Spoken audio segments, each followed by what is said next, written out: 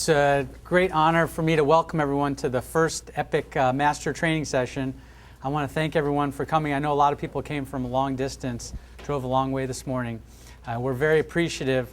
We know a lot of the people in the room have been a part of putting this together and bringing it to this point. We're really excited about it.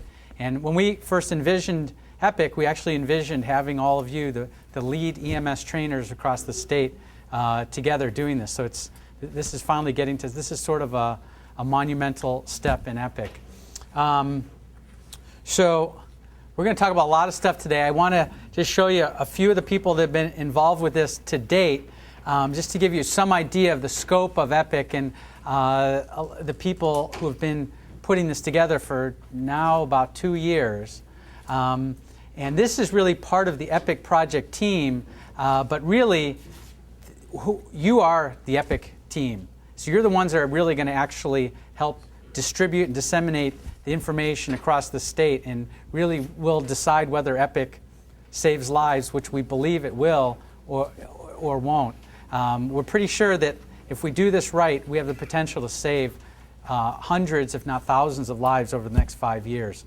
People that suffered traumatic brain injury and either didn't survive or had really bad neurologic outcomes, and we can change that. So we're really grateful that you're here. I just want to point you to this website.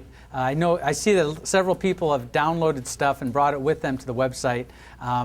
If you haven't gotten a blue book, you'll get one today. The blue book is on the website with a whole host of training materials.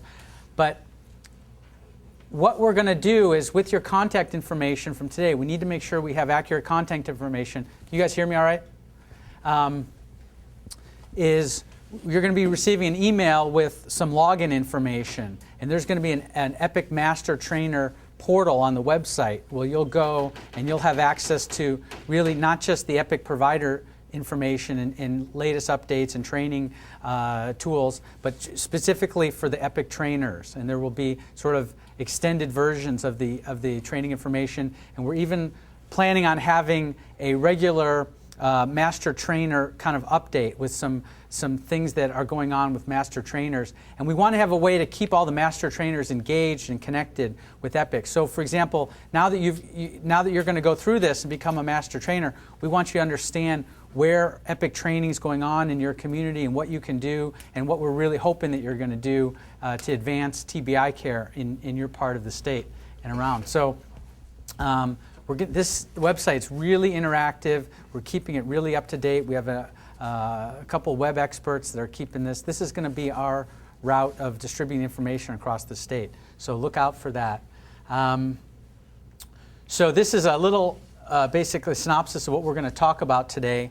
The first, probably 6 or so things, TBI background, stuff about the EPIC project, physiology. You're going to learn about what we call the EPIC TBI H-bombs or hydrogen bombs, and you'll see why we named them those.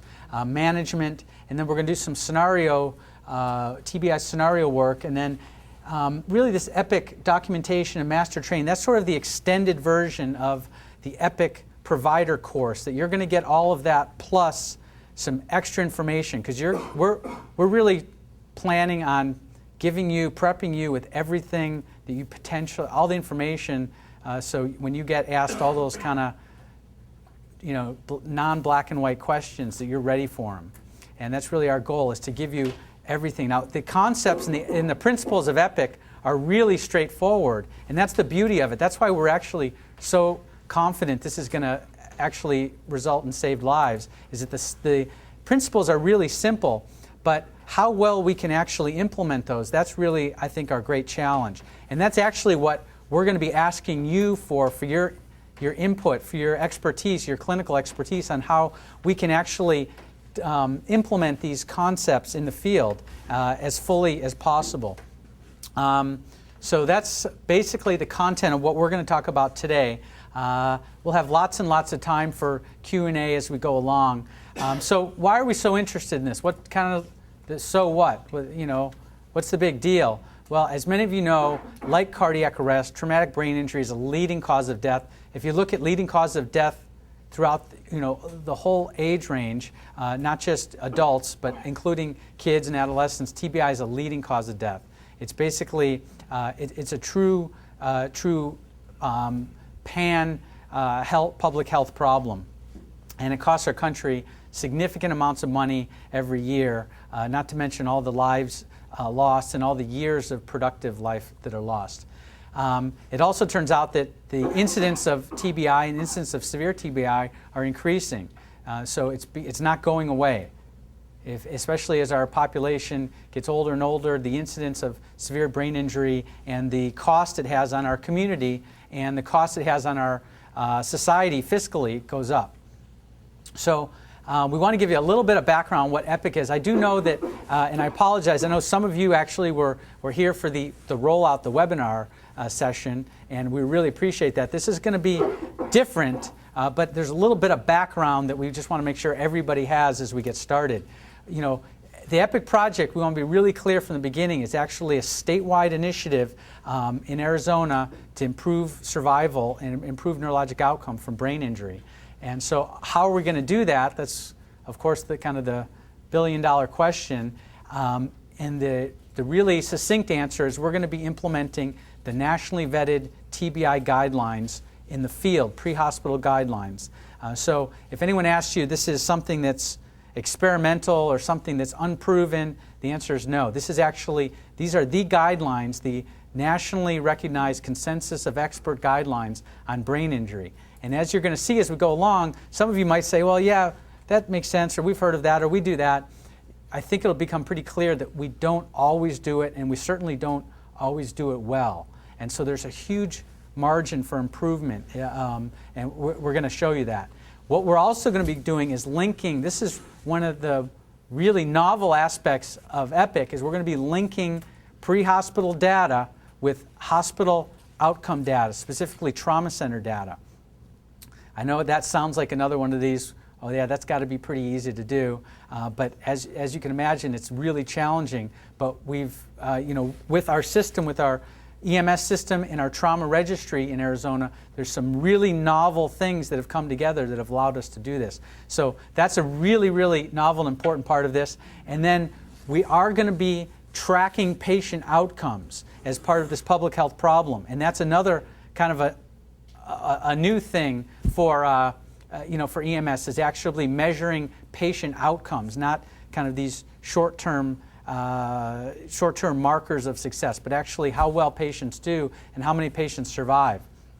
And that's another super, super important part of this. So our goals, really basically are to save lives, to reduce morbidity and mortality from severe traumatic brain injury. And we're not just going to do it in urban areas, we're planning on doing it across the entire state. And part of this is to actually show that you can do this. No other states, as we'll show you a little bit later, have done anything like this. We're actually going to show that we actually can do this on a large scale, a statewide scale. And because we're going to be collecting such important and such detailed data, that we're going to be actually going to be able to measure the impact of this. No one's even done anything about measuring the impact of the guidelines have on care. And that really sort of the grand slam would be if we did this in Arizona, we saved a whole bunch of lives, and then we actually figured out a way to help other people do the same thing in other places. And that's really that's our grand plan for all of this. So I told you a lot of different people have been involved with it. These are some of the entities, but this is a statewide public health initiative. So again, it's not a study, it's not a specific individual agency that's involved with this. It's a statewide initiative. We already have more than 120 fire departments, EMS agencies, air medical agencies that have signed on and are doing this as an entire group. And this is done in the conjunction with the university and the Department of Health. And basically all of this together is what allowed us to get funding from the federal government, the National Institutes of Health, to do this. And so they believe that we could do this. They've never funded anything like this in the history of the NIH. And their experts and their expert reviewers actually believe, because of things that have happened in Arizona and things that we've been able to show that we've done together as a system that we can actually pull this off. So that's a little bit of the background on the EPIC project and sort of the significance and why we're here. So I'm going to have Dr. Spate come up. So Dan Spate with me is one of the co-directors of the EPIC project, and you'll meet. And I showed a slide with a couple of the people on there. I should actually have John Tobin stand up. Most of you know JT, and Bruce Barnhart right there. They're our EPIC lead trainers. So they're the ones you're going to be directly interfacing with as EPIC master trainers.